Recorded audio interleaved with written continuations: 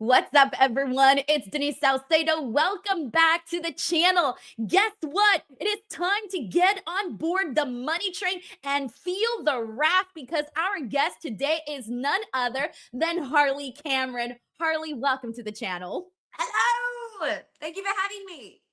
So I am so excited to chat with you because Harley, you literally went from like, hey, I'm Harley, I'm here in AEW to suddenly you're like, I'm skilled in this, I'm skilled in that. Every single week, I feel like we see you do something so new, so outlandish and fun, and you really have won over the AEW fans. Oh, thank you so much. I really appreciate you. It's been a very wild, unexpected, amazing journey, and I'm over the moon. I'm feeling the wrath, baby. That's amazing. So let's go ahead and dive right in.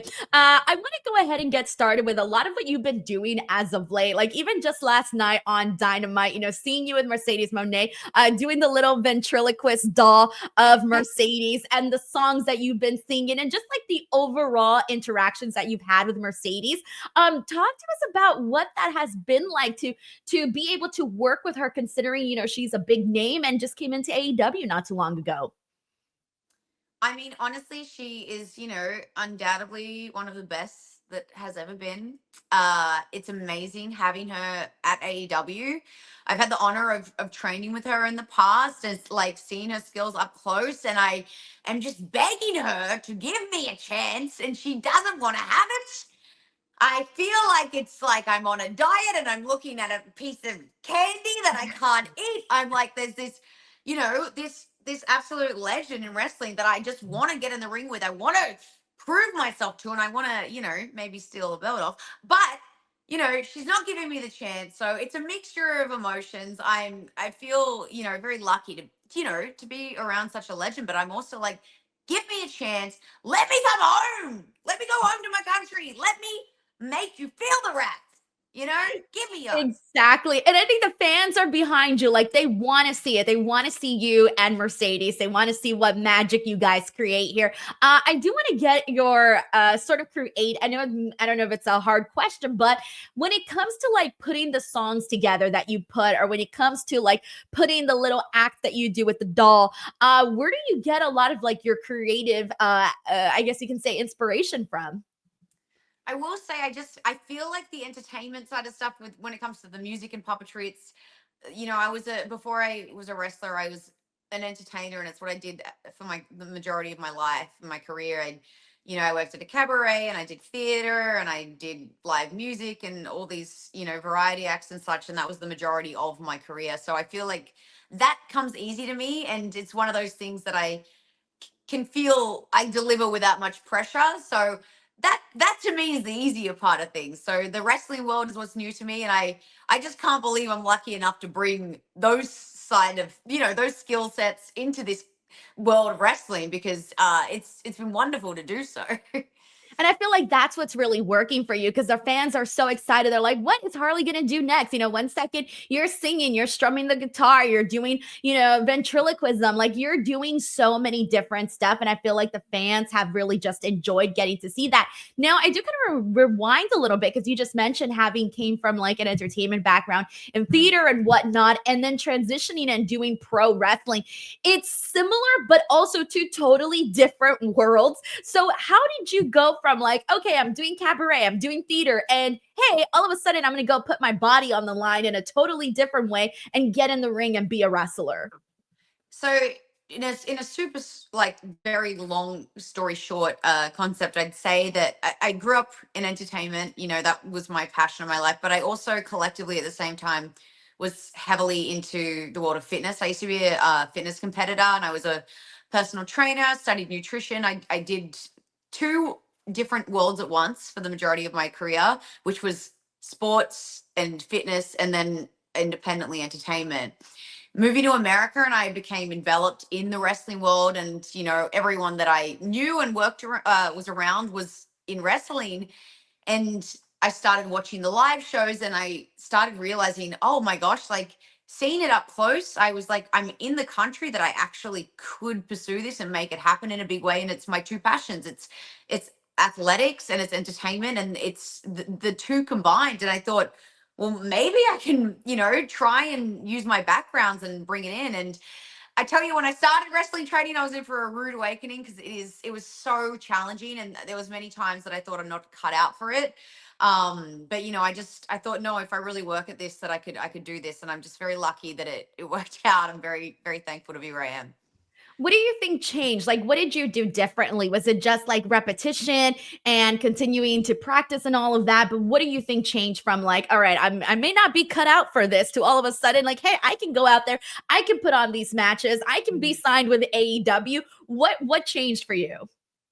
I think that honestly, again, the entertainment side of stuff to me came easy. I had a history in fitness and athletics in different ways, but when I actually got in the ring and I felt running the ropes, taking bumps, everything that came with the actual physical side, it was a very rude awakening because I feel like until you do it, you don't ever really appreciate how difficult it is. And a part of me thought, well, I did all these bodybuilding shows, but that doesn't make me able to do what these amazing athletes can do. And it's like what you said, it just really came down to me saying, if I want this bad enough, I need to work. I want it, I loved promo days because I thought, oh, this is the stuff I'm good at. And then, I was terrified to do a lot of stuff and I was uncomfortable, a lot of the physicality, but I thought, well, if I push myself in the ways that I'm uncomfortable and I just keep training, then I'll get better.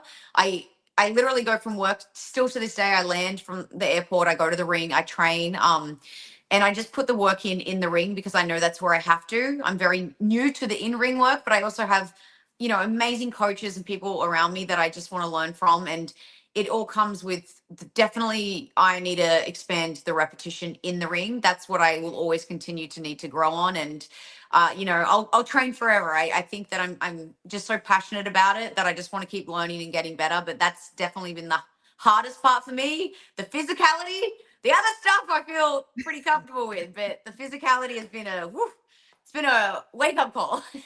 But honestly, I feel like you're doing like perfectly fine. Like you go in there, and it was funny because I remember like the first times I was ever seeing you wrestle for like the very first time. I'm like, oh, okay, like Harley's in this match, but I didn't know what to expect. And then you went in there, and I was like, huh. Dang, I didn't expect that from Harley. Like, this was great. And so I feel like you kind of left people wanting to like be more curious about you, like wanting to see more of you. And I feel like that's very great. Now, with that being said, so were you a wrestling fan? Like, how did that love actually begin? Yeah, so growing up, my little brother and I used to watch it. We grew up in a really tiny country town and, not much going on there. But we used to watch wrestling and we were glued to the TV. But I think where I grew up, you just never thought it was something you could pursue and do. I never in a million years, first of all, it's very difficult to move and live in America when you aren't American.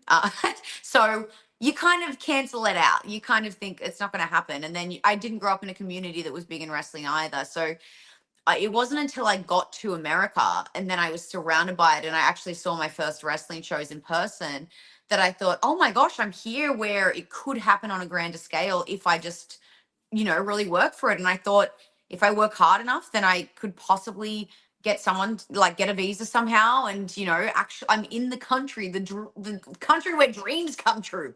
So it wasn't until I was living in America that I actually thought maybe I could do this, like, for real.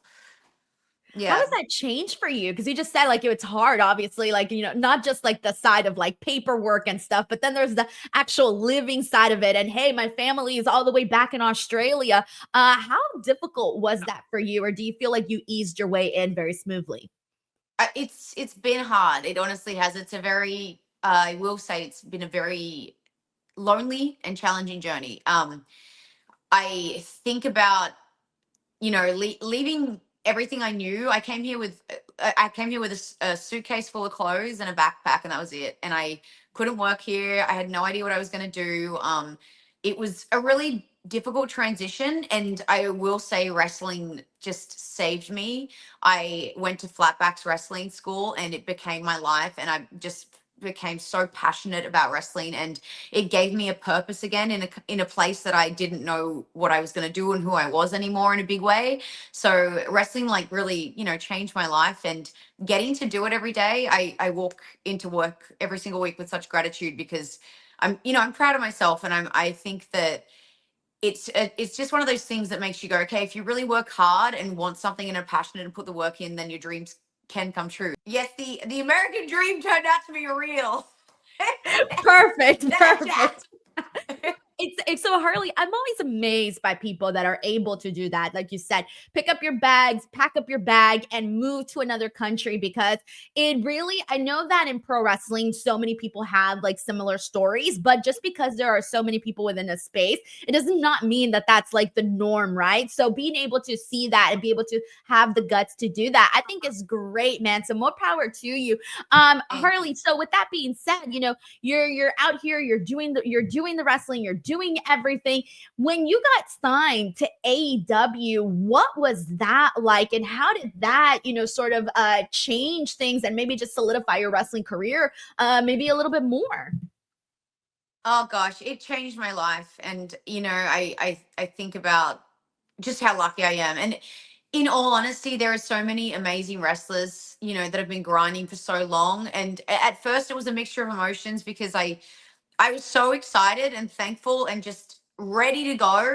And I did have a little bit of self-doubt at the beginning, because I was so new to this. I think that when I got signed, I had only, I think, about 20 something belts and matches. Sorry, not belts, I wish. I was Matches, like, wow.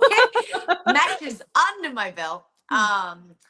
Because I was new, I was so new. But I will say there was a sense of like, oh, do I deserve this? And then I do look at the grand picture of wrestling, which is it's sports and entertainment. And I know that even though I hadn't had the ring experience for anywhere near as long as many people, I thought, well, the stuff that comes with the entertainment side, I knew that I really had worked and grinded for so long. And I thought, well, maybe that was my journey. My journey was different, because, some people have been on the indies for 10 years, but they might not feel as confident in front of a camera and so on. And that's their journey. And I thought, first of all, I can't believe it. Pinch me, I'm dreaming. But I was like, okay, I'm in the deep end. I've got to really put the work in. I've got to prove that I belong here. And when I got signed, that's when the real work began. I doubled down and I really just made sure that like I focused on the in-ring, because I thought that's where I really need to, bust my ass and prove that I belong here. I feel like you really did what everyone says, which is if you get from 30 seconds of TV time to 2 minutes to 4 minutes, whatever time you get, like really maximize your minutes and make the most of it. And like from the very beginning to where you are now, I feel like you've definitely used up those minutes that you got to like show people like this is who I am and this is what I can do. And I feel like that's definitely something that's been very cool. So before we move on to our next portion of the interview here, I do want to ask though, because you're doing a concert next week, what kind of preview or teaser can you give us? I will say, so this Saturday on Collision, Harley halftime in Houston is happening. I can't give too much away because I want you to tune in and be surprised. But I will say it will be a masterpiece, and I would like you to join me there to feel the wrath. Oh man, I cannot wait to see that. All right, so let's go ahead and get into our lightning round portion here. So I'm going to ask you 10 random questions. You answer them however you please. It's just a fun way for your fans to get to know you just a little bit more. So let's get to it. Here we go. Question number 1. What is the hardest skill that you've had to master? Ooh, hardest skill I had to master. I did study Mandarin for quite some time. So a long time ago in Australia. So I will say that since moving to America, I haven't had the chance to speak it much, but it took a lot of study and hard work to learn that. Are you proficient or intermediate? What's your level on that? 我中文不好，因为我还在学。Oh, it sounds lovely. I'm like, I have like no idea what you said, but it sounds lovely. If you could automatically be skilled in anything, just wake up and it happens, what would it be? Oh gosh, I got skilled in anything? Yes, anything. Oh, I wish I was a better driver. Oh, you having a hard time? It's not easy. I mean, I know it's just me. I wish I could go to the car with confidence and be like, "Look out, road, here I come." Excellently. It'll get there. Pretty soon you'll have road rage. It'll happen. It'll happen. Yes. Yeah. Next question. What was the name of your first ever ventriloquist doll? And I'm not sure if I used the proper wording for that, but Yeah, the first ever one I used, her name was Granny. oh, that's so cute. And she was a granny, I imagine. She was a granny. Yeah, I miss her How old were dearly. you? I was in my early 20s. Yes. Nice. Yes, That's I will so say cool. now I have a new man in my life named Earl. By that I mean a new puppet. Yeah. But Earl and Granny have many similar qualities. I think it's like Granny reincarnated, really. Oh, that's sweet. What are the top artists on your playlist? Or who are the top artists on your playlist?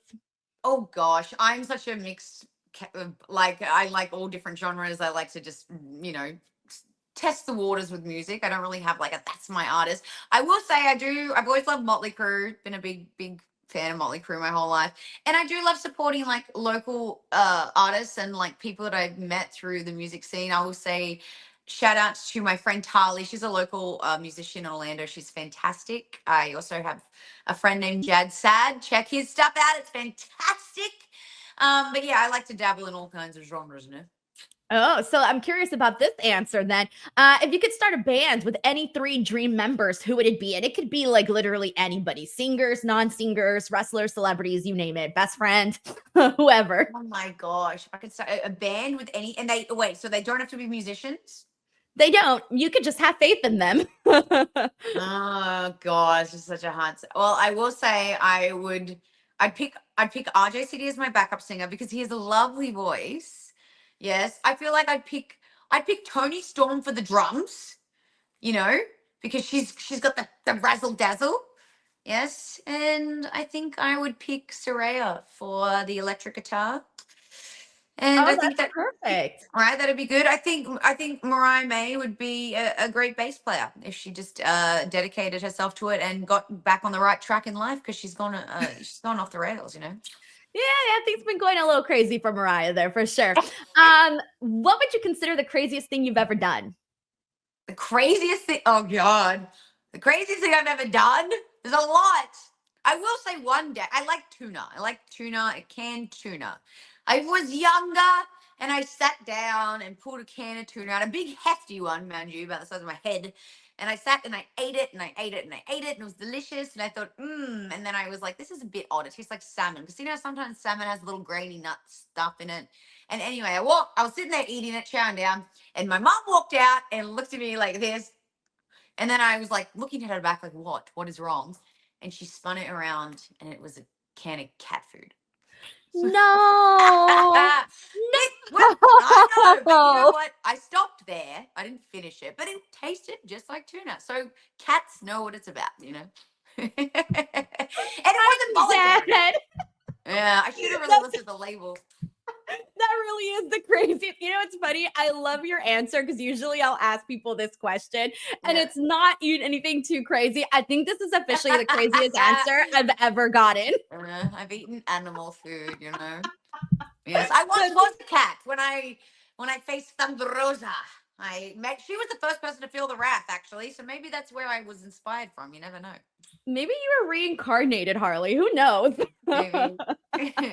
Your past life, you were like, I was a kitty. That's great. Yeah. Oh my gosh. Well, at least now we know that the food that we're feeding our cats is actually good. We have confirmation from that. Delicious. Who is your best work buddy and why? My best work buddy. Oh gosh, that's so hard. I will say there's too many to name, but the one person who was just always there for me and always, she keeps me in line sometimes is Renee Paquette.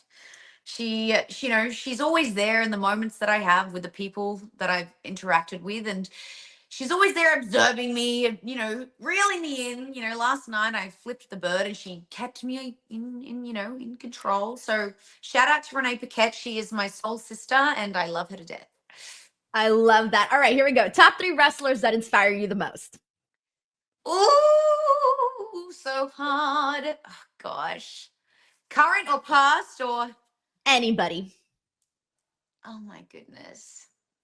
I will say Trish Stratus, Gail Kim, And oh gosh, the last one's difficult.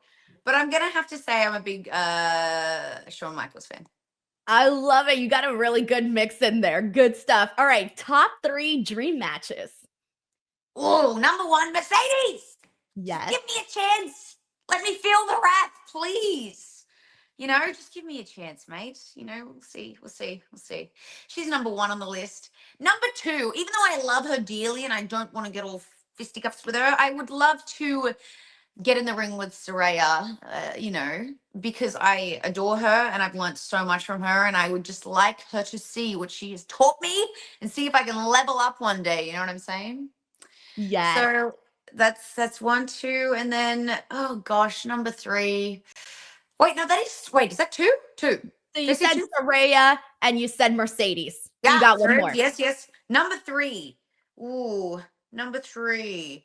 I wouldn't mind rolling around with Athena. Yes, I think Ooh. Athena's fantastic. She's doing an amazing job being champ. She's champ for a long time. I think I'd learn a lot from her. I think that she'd really push me to my limits and test me. And last question, bucket list goes outside of wrestling. Bucket list goals outside of wrestling. Oh gosh, it's difficult. Um, God, I will say right now, like I'm just so wrestling crazy. It's hard because a lot of people say, "What would you like to do after?" and so on. But right now, I'm just so focused on, you know, becoming a better wrestler and growing in that way. I do love comedy. Maybe down the line in life, I don't know. Maybe Saturday Night Live will reel me in for a guest appearance. You never know. But my goals and ambitions as they stand are on wrestling, and I've got tunnel vision. That's perfect. I was gonna say, yeah, I can definitely see you do like any of that stand-up comedy, comedy skit, you name it. It's always a good time. Harley, I want to thank you so much for doing this interview with me. And I mean, we could have chatted forever, but our time is officially up. Before I let you go, please tell the people where they can follow you, where they can watch AEW, all of that. Okay, fantastic. Guys, thank you for letting me speak with you and join you, and it's been a very fun time. You can catch us obviously on TNT now, streaming on Max. Very exciting. You can find me on Harley Cameron is underscore, I think that's my Twitter, I think. And then my Instagram is Danny underscore ELLEXO. And make sure you're watching AEW, baby. We're the best wrestler and do puppetry.